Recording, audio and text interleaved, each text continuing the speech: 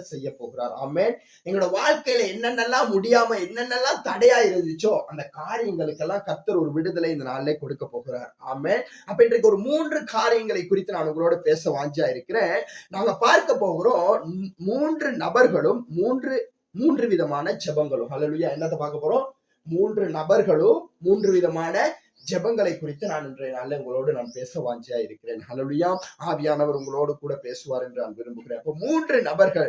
முதல்ல நாங்க பார்க்க போகிறோம் அன்னாளை குறித்து நாங்கள் பார்க்க போகிறோம். ஆமென். ஹல்லேலூயா. இப்ப இந்த அன்னாளை குறித்து நாங்க வேதத்துல பார்க்க பொழுது அவங்க யாரு மேல விசுவாசமா இருந்தாங்க? யார மாத்திரம் நம்பி போனாங்க? ஆண்டவரை மாத்திரம் தான். இன்னைக்கு எங்களோட வாழ்க்கையில இன்னைக்கு நாங்க என்ன செய்யறோம்? இன்னைக்கு திருமணம் முடிச்சுட்டா இன்னைக்கு அவங்களுடைய முழு பொறுப்பும் யார்ட கையில? அவங்களோட கணவர் கையில. யார்ட கையில? கணவர் கையில. ஆனா இங்க அன்னாளை நாங்கள் பார்க்கிற பொழுது திருமணம் முடிச்சிருந்தாங்க. ஆனா அவங்களுடைய நம்பிக்கை யார் மேல இருந்துச்சு? ஆண்டவர் மேல இருந்துச்சு. ஹல்லேலூயா. நாங்கள் எடுத்துக்கொள்வோம் 1 சாமுவேலின் புத்தகம் 1வது அதிகாரம். எடுத்துக்கொள்ளும் 1 சாமுவேலின் புத்தகம் 1வது அதிகாரத்தை நாங்கள் வாசிக்க போகிறோம்.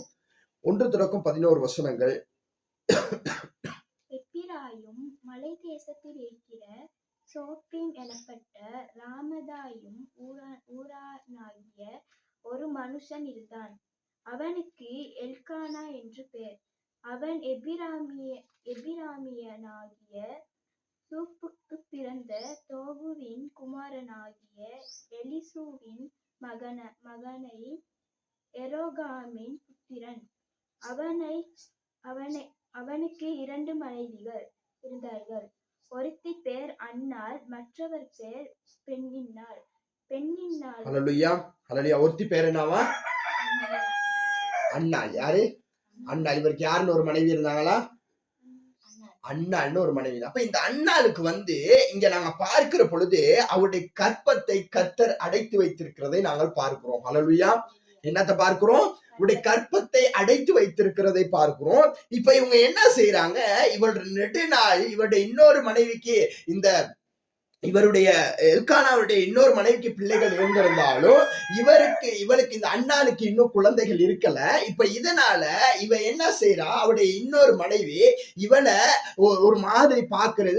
இந்த காலத்துல உங்களுக்கு தெரியும், ஒரு திருமணம் முடித்து அவங்களுக்கு குழந்தைகள் இல்லைன்னு சொன்னா அந்த ஊர் மக்கள் என்ன செய்வாங்க?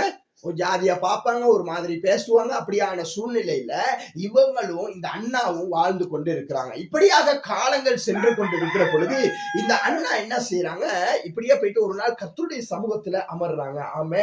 இங்க நாங்க பார்க்கிறவங்களுக்கு நான் முதல்ல சொன்னேன் 3 தலைப்புகள், 3 நபர்களும் 3 விதமான ஜெபங்கள். இங்க நாங்க தனி ஜெபத்தை